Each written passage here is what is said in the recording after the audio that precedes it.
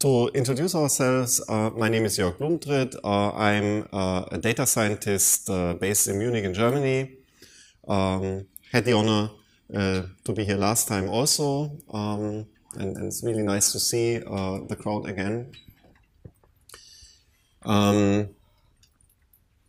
I might not be directly qualified at first sight to speak about art, although I run a small private art space in Munich too with some collaborators. To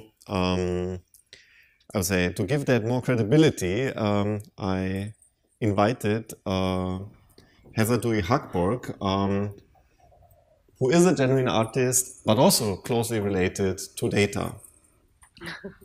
Hi, yes, I'm Heather Dewey-Hagborg. I'm a genuine artist.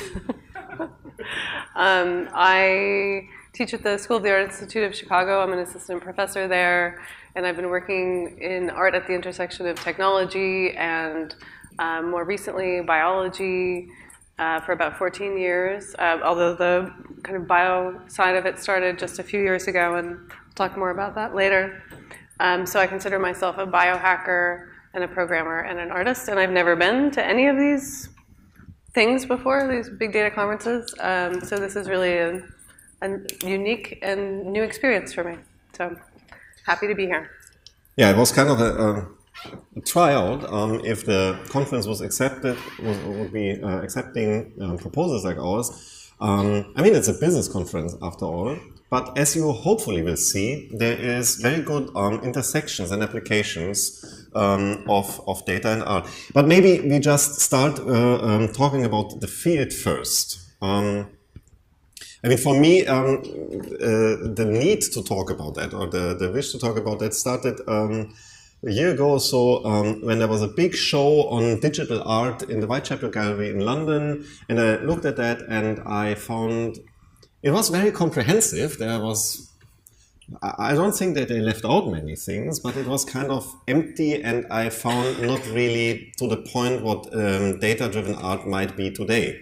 In particular, not if you think about all these talks that you might have heard over the last 2 days, and the keynotes in particular, that are not that far off often.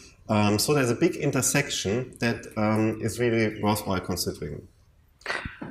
And so in case you're wondering what data art might be really, and how art as a medium could even use data, how that would make sense. I mean, actually, how many people in the room are artists? Okay, cool. And how many of you would consider yourselves to be familiar with data art? Okay, great. So, I mean, I think from my perspective, what we're calling data art comes from an interest in sort of making the invisible visible, and it's one approach of many different types of art that one can engage in that pursue this, in particular looking at these kinds of traces that we're leaving behind in all different kinds of media, as you'll see that we'll discuss, and showing these kinds of patterns that are emerging and things that we might not ordinarily see. Yeah, just jump into the first example that several of you might have seen. It's some years ago, Eric Fisher published beautiful data visualizations of different kinds of location-based data. At that time, that was not yet that common. What you see here, I mean, you can easily see what that is, probably. With an idea, just say, yeah, that's Singapore, exactly. So it looks like a map of Singapore, but actually it's not really a map. It's a visualization of social media metadata. What Eric Fisher did is he took images uploaded on Flickr, and whenever an image occurred at a certain geo-coordinate, he would paint that spot in red. And the same he would do with geo-coded tweets. And kind of the invisible structure of a city appears out of nothing. So there's no map data behind that. It's the structure of people's lives that we actually see. And so Eric calls this work see something, say something. Because this is exactly what people do at these spots. You see, the most of Singapore is covered in blue. Nothing really to picture there. And you see clearly the spots like here, Sentosa or downtown and Chinatown, where people find things worth taking pictures of. What we might think of the content of data is what's the picture. This is usually, if you say, what's the content of a book? That's what's written in the book. The content of a picture is what's on the image. Eric turns it around and says, no, I mean, all these images at Sentosa Beach, they all look the same. It's all touristy pictures. See one, you have seen it all. Interesting, these things become through their metadata. So this is kind of making the invisible visible. In particular, you see structures then, like here, Changi Airport, which directly relates to the next work of art, Jer Thorpe. Many of you might know Jer. Was also very early in data visualization. Many of his approaches in data visualization are now standard forms of visual representation of data that we use every day in packages like D3. This picture, this is when people would tweet, just arrived. And by connecting these dots, he could clearly see where people were flying to. So it's a similar idea. The tweet just arrived is nothing specific. It doesn't mean anything except to the people who know that specific person. But at a pattern, it suddenly reveals a social structure. And now comes the last example that I find in particular touching. This is also from 2009 and goes much further than the first two examples because it's not only a visualization of highly multidimensional data, it's also a sonification. So Luc Dubois took the data of the casualties of the Iraq War and would put the different categories of casualties, like men, women, children, people missing, into the four voices of a string quartet. And each note would represent one dead.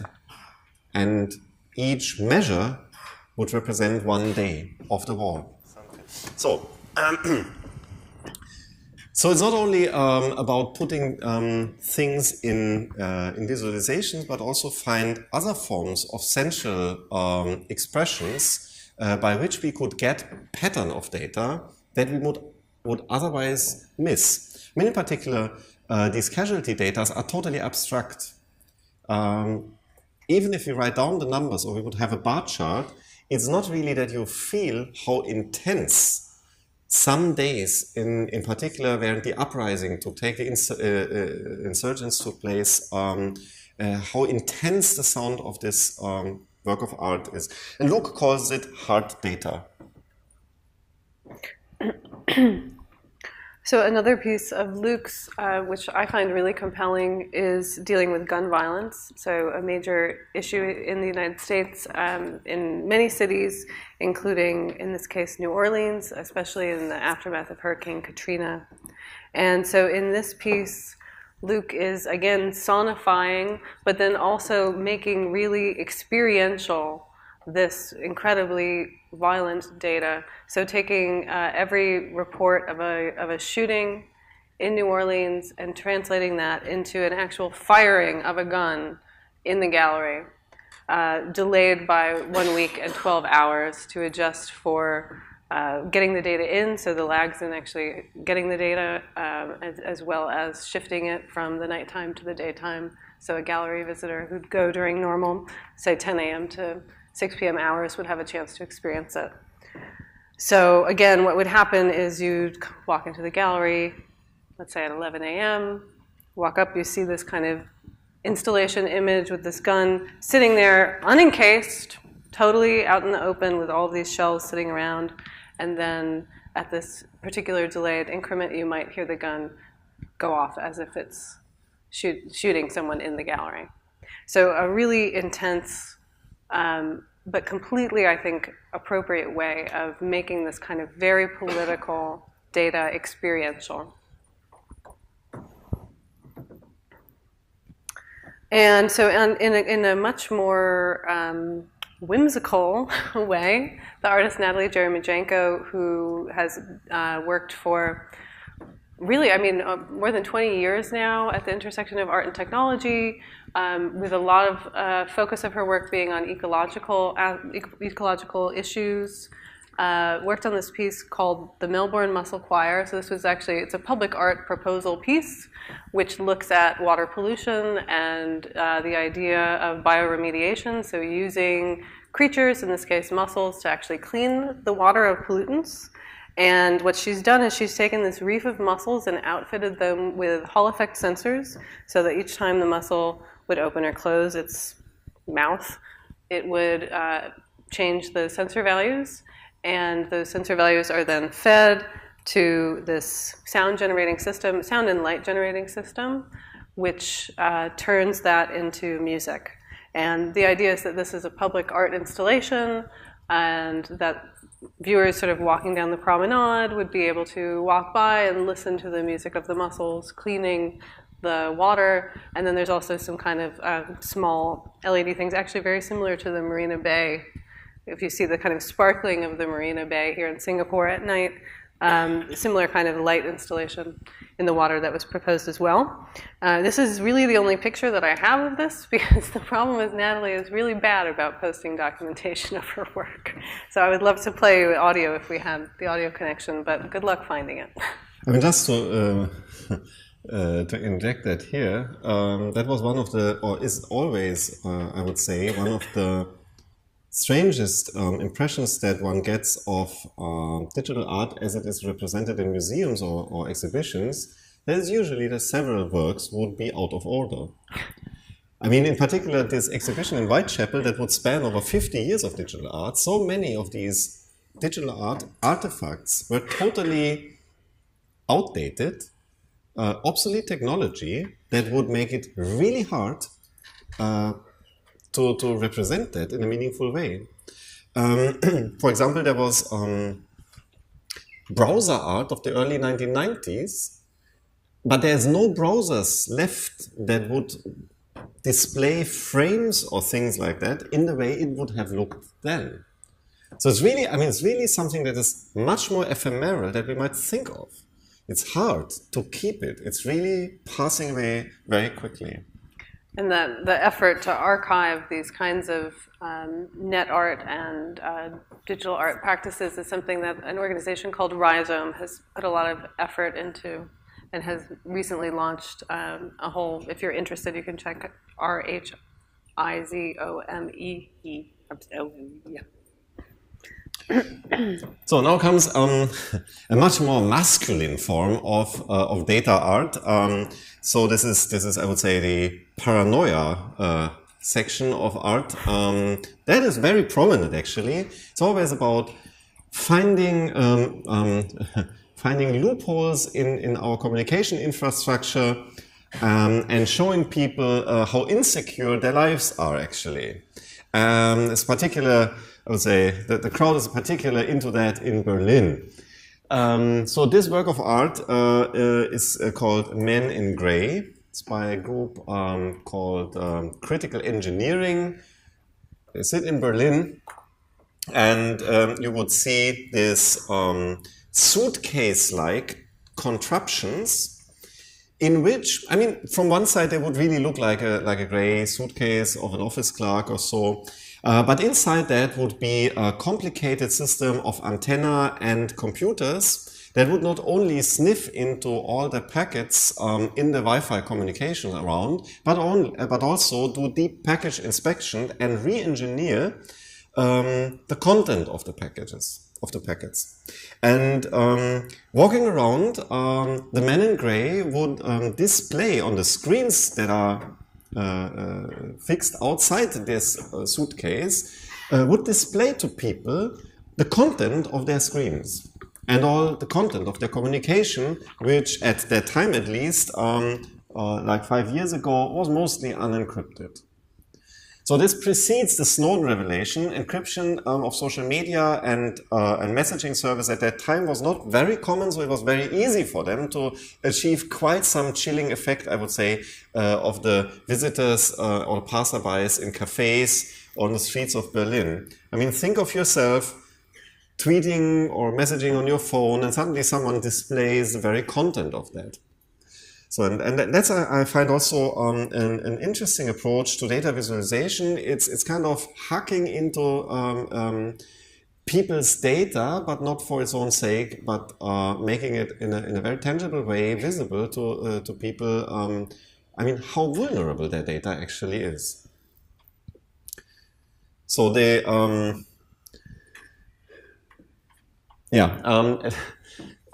The technological side of that has, over the last years, I would say, been very dominant in digital art or in data-driven art. So many works of art are around that are that way.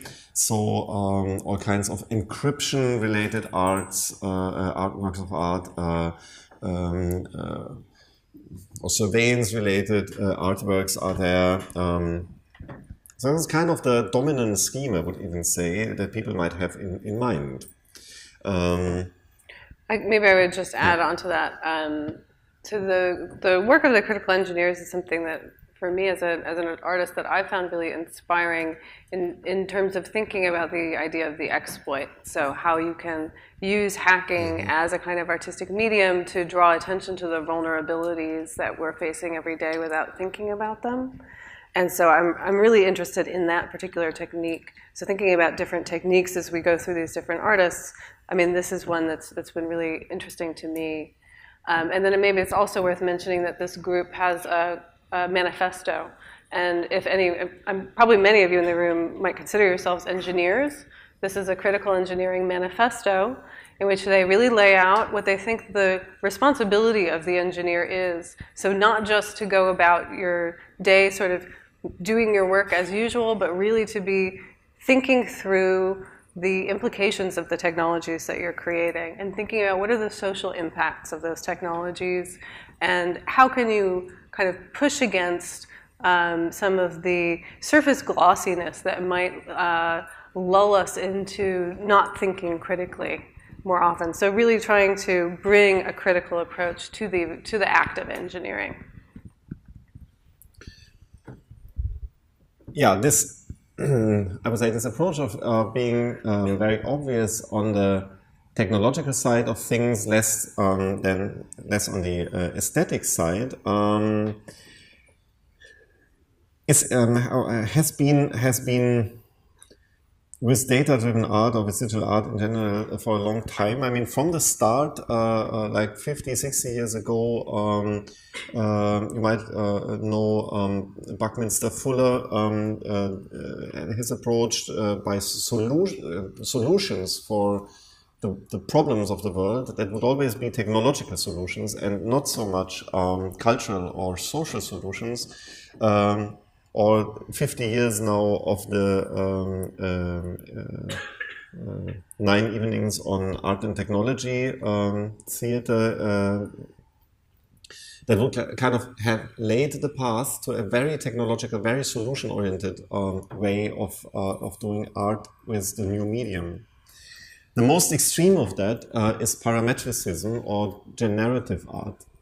So the idea behind that is also about like 60 years ago that people started thinking of algorithmic generation of mostly visual images, could be patterns, but it was from the beginning also used in architecture and design.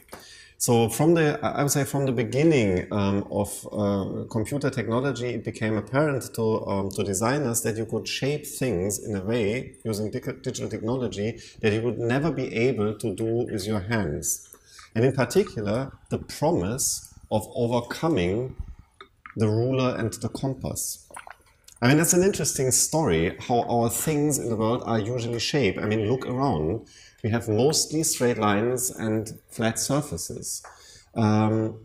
that was not always the case. Medieval architecture is much less that way. And the reason why that changed is closely related to transporting information, to transporting data.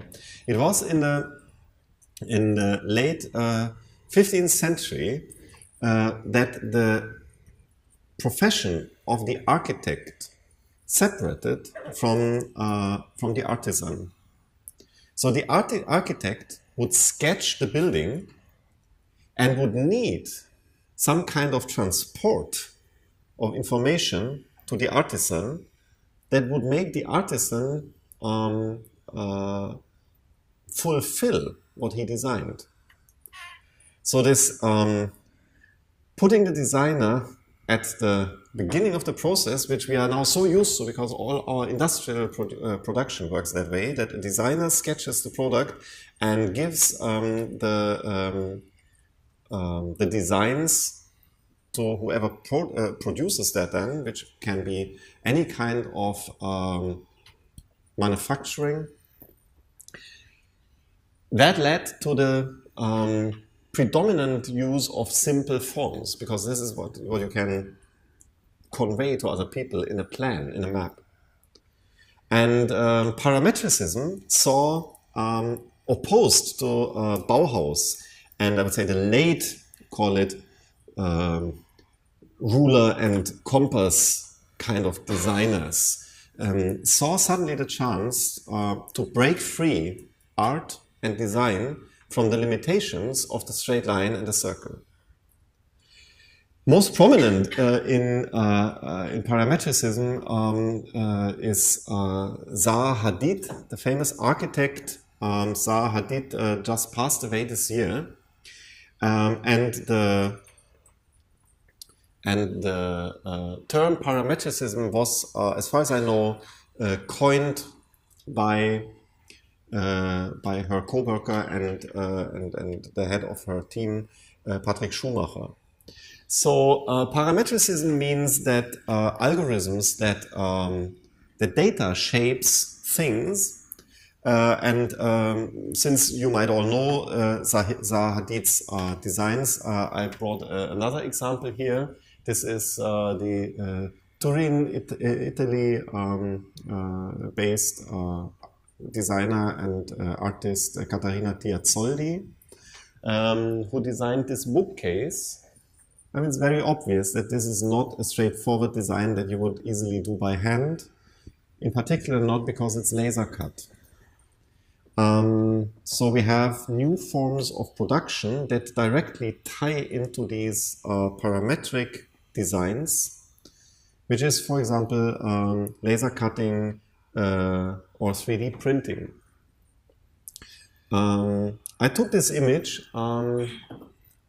in an interesting project in Turin that is kind of at the fringe of data-driven art. It's called Casa Yasmina. It's a project initiated by Bruce Sterling, a writer and journalist whom some of you might know, who furnished a whole apartment with digitally designed furniture and Internet of Things devices that would follow a new paradigm of openness and softness to oppose that exactly to this technological solutionism that we have seen in the last example. And that is also so dominant in most parametric art and design.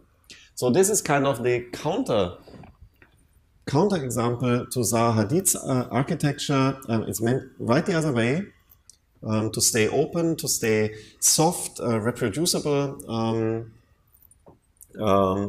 a piece of furniture that you might want to live in.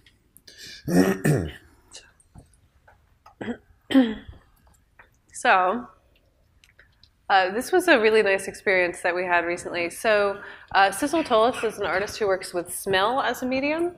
And so this kind of, as we go through on this tour of different ways that you can represent data and patterns, smell is often one that people don't think about. But the artist Sissel Tullis has been using smell as a medium for art for decades already, and she has a pretty sophisticated and interesting way of working with this. So she has a device that can capture smells at specific locations or from specific people, and then she can resynthesize those things in the lab to recreate these smells that she's experienced and sort of subjectively shape them to recreate the experience as she had it, of those people or places or things. So she just created this installation here, which you can go see. It's at the Center for Contemporary Art, which was maybe like a 10-minute cab ride from here, as I recall.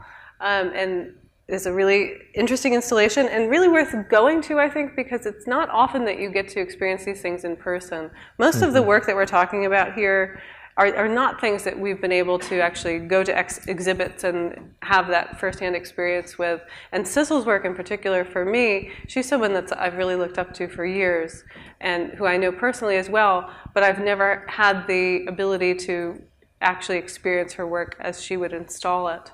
And so it was really a privilege to get to see this piece, which is a mapping of the city of Singapore through smell. So she visited these different locations around the city and captured these scents that she thought were emblematic of that location as she experienced it.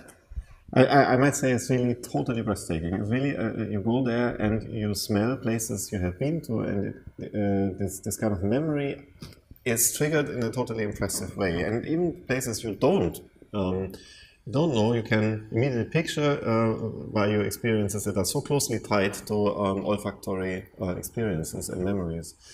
So I find that really fascinating because, I mean, we have now had many examples of visualization. We had a sonification, but changing data in some kind of olfactory representation is something that we are usually not considering, I would say. Smellification. Smellification, that's a word, yeah.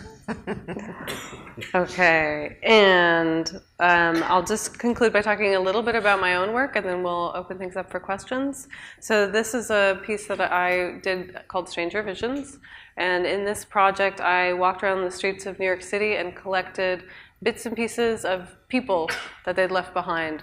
So things like hairs and cigarette butts and chewing gum, bits of fingernail.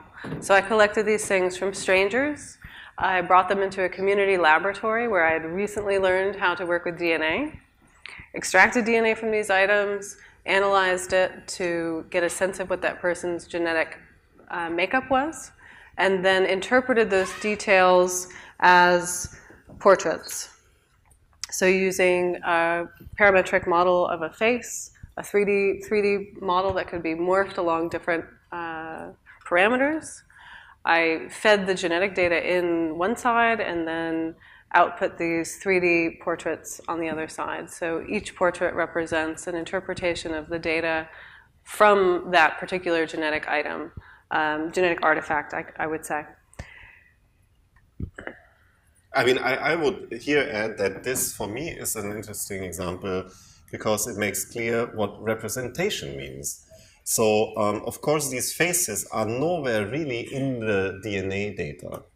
And I would say in my daily practice of a data scientist, that's exactly what we usually have. We have noisy data that we collect that might have any kind of information in it.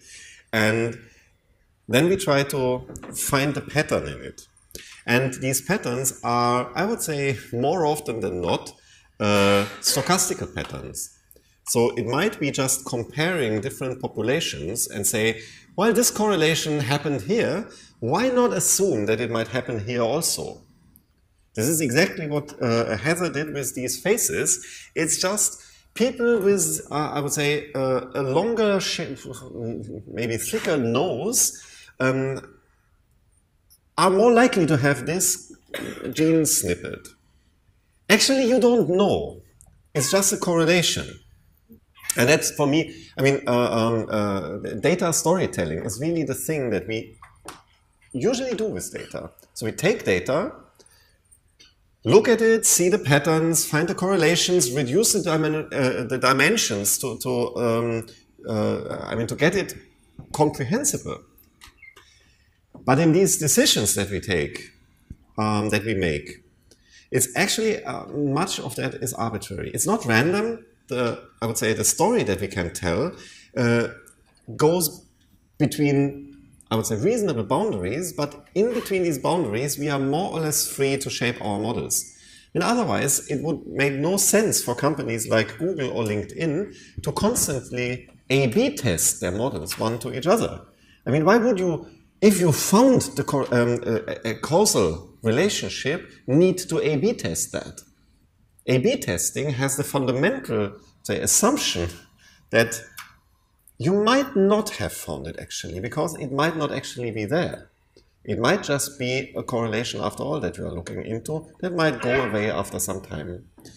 Yeah, and that's, I would say, is really nicely put here, because highly inaccessible abstract data like the genome suddenly becomes tangible, is visible in a way that everyone can immediately relate to.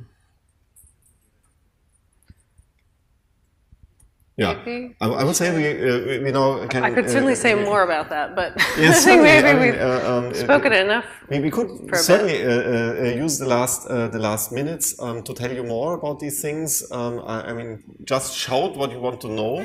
We will repeat your questions, so they will be recorded. If you what do you want to know about data art? Any questions, or we'll just go on. Otherwise, you have plugged in here. Do you think it works now? Let's just try it then for another time. You might think of more.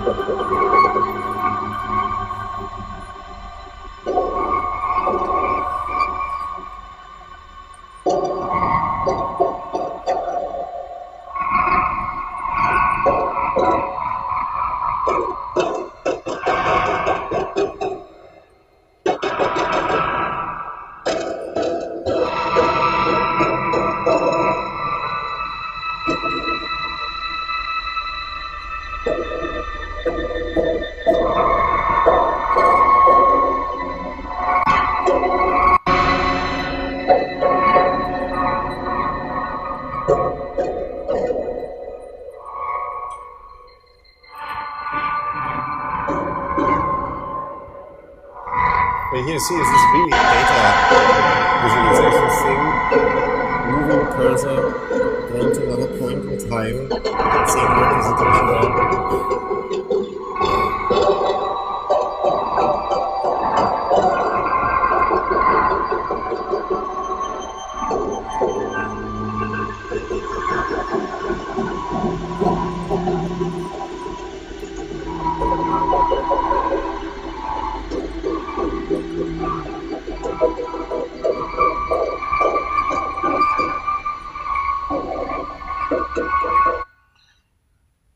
Yeah, I think that was really worthwhile trying. So you, I think, could get an idea of the intensity of this musical form of data representation. We have 4 minutes, so you may say things to us or ask questions. Yeah, any questions? Maybe we could go deeper a bit. We left something unclear.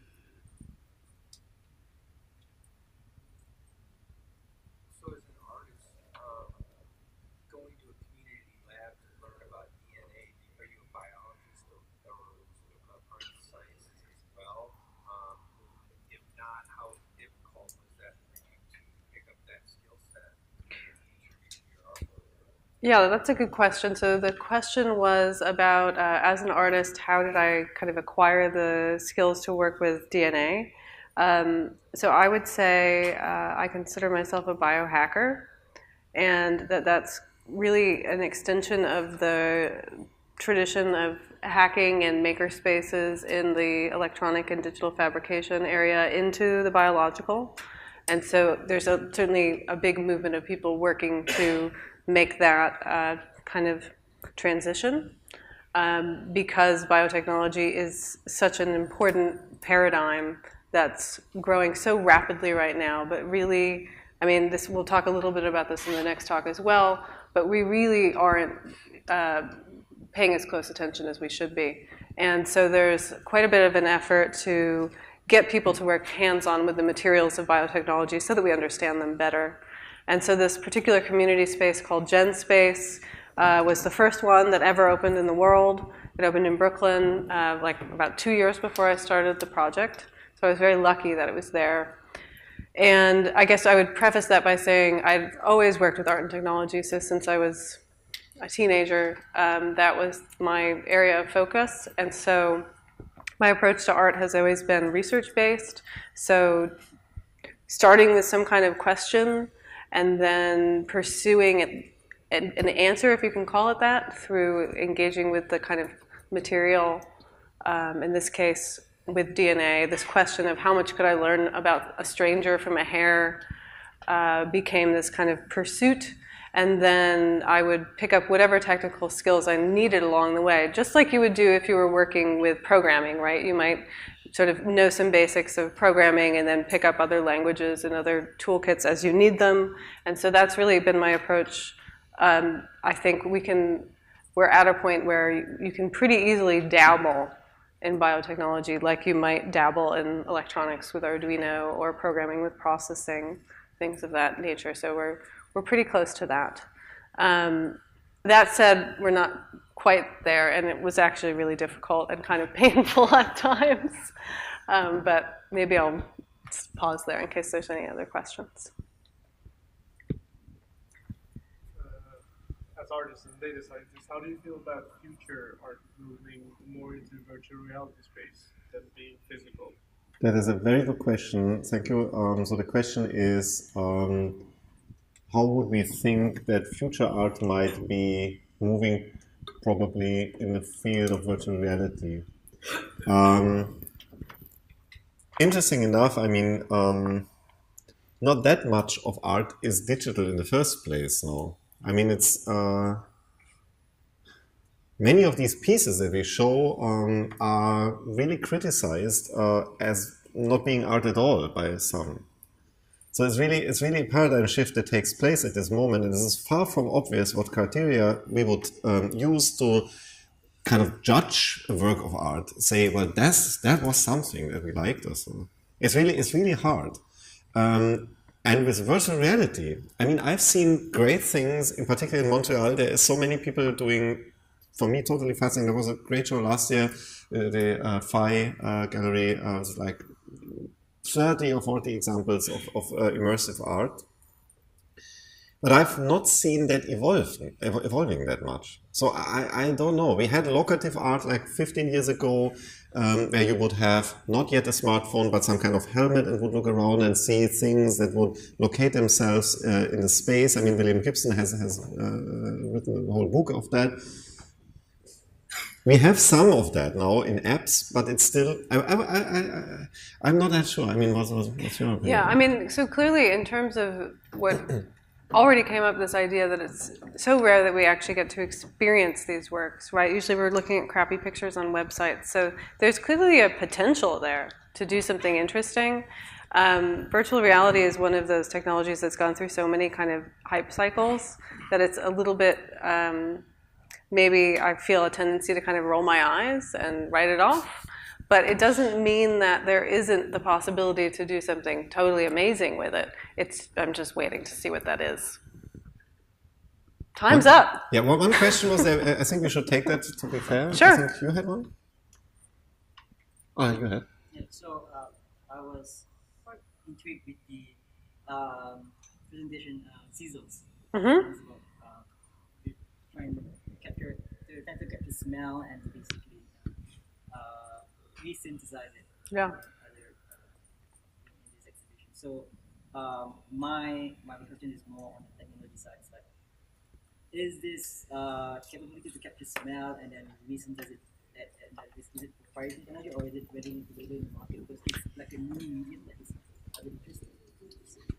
Because in a way that markets can actually now, if they can actually gather data on what smell do particular consumer likes, or can evoke certain emotions that compel them to buy.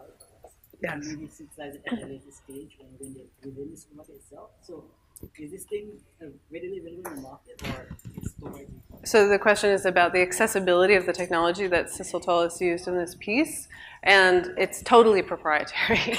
So she partnered with the biggest company that does international flavors and fragrances, that does all of these kinds of, massive sort of corporate smell producer. So I think the technology is called Headspace, actually, that she used. I mean, certainly there have been efforts to kind of DIY that, but in my experience, it's nowhere near where she's been able to get with it.